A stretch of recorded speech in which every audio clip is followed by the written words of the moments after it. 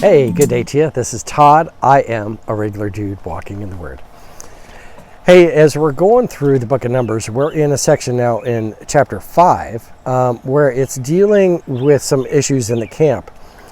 What we're talking about today is really dealing with faithfulness in marriage. And it was, I just better start reading it so you understand. It was kind of a crazy test that would happen.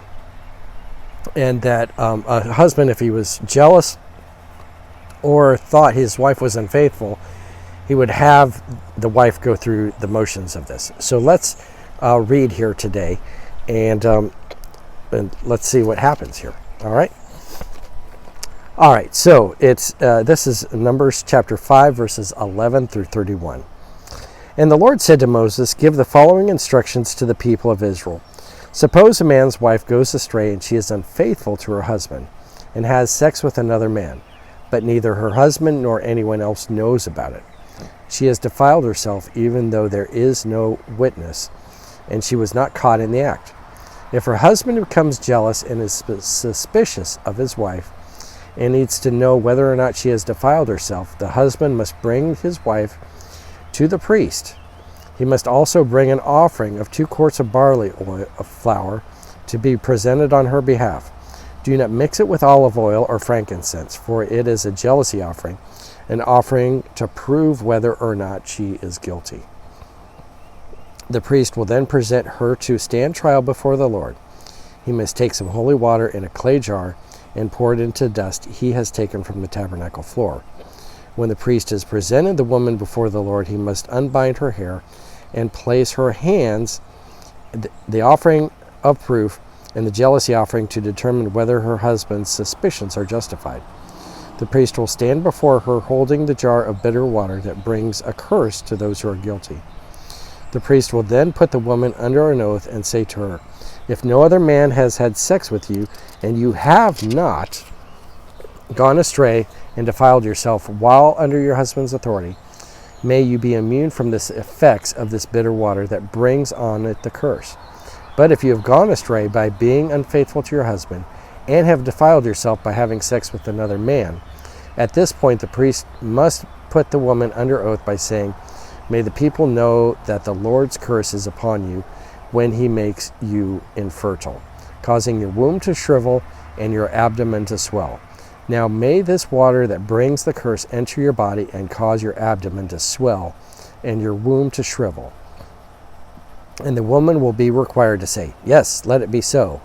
And the priest will write these curses on a piece of leather and wash them off into bitter water.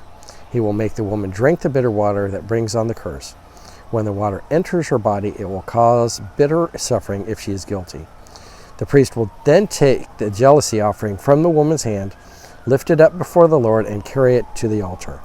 He will take a handful of the flour as a token portion and burn it on the altar. He will require the woman to drink the water. If she has had defiled herself by being unfaithful to her husband, the water that brings on her the curse will cause bitter suffering." Wow, I'm just a regular dude walking in the Word, and you get ambulances, screaming by. Let's keep reading here.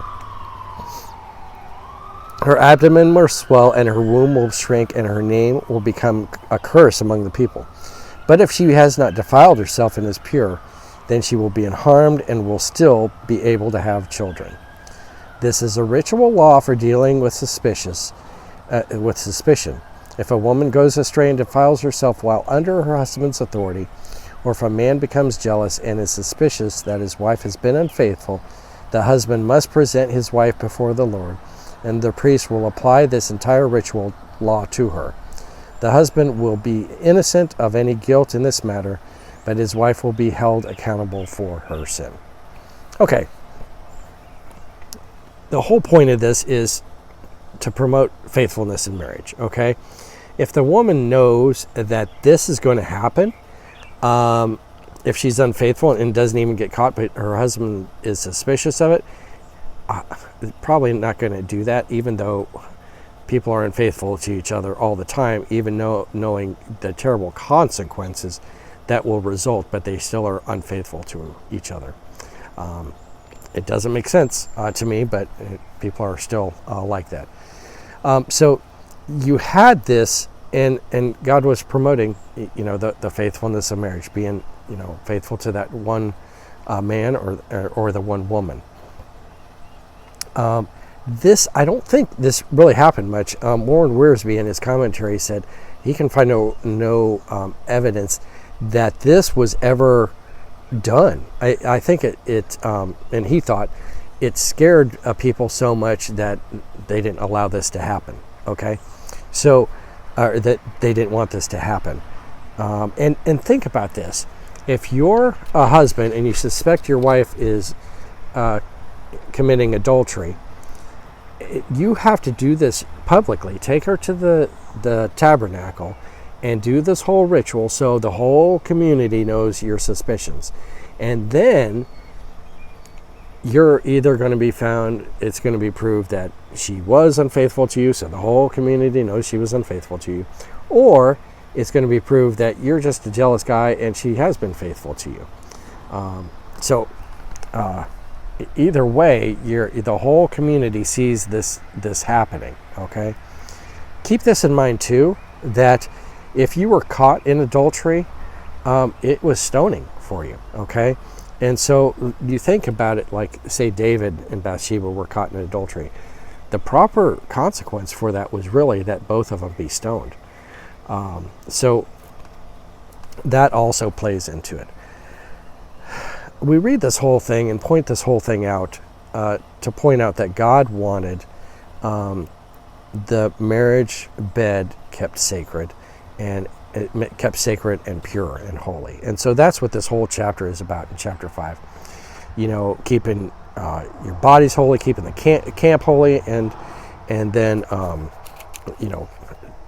paying restitution if something does go wrong. And then here we end up the chapter with keeping the marriage bed holy.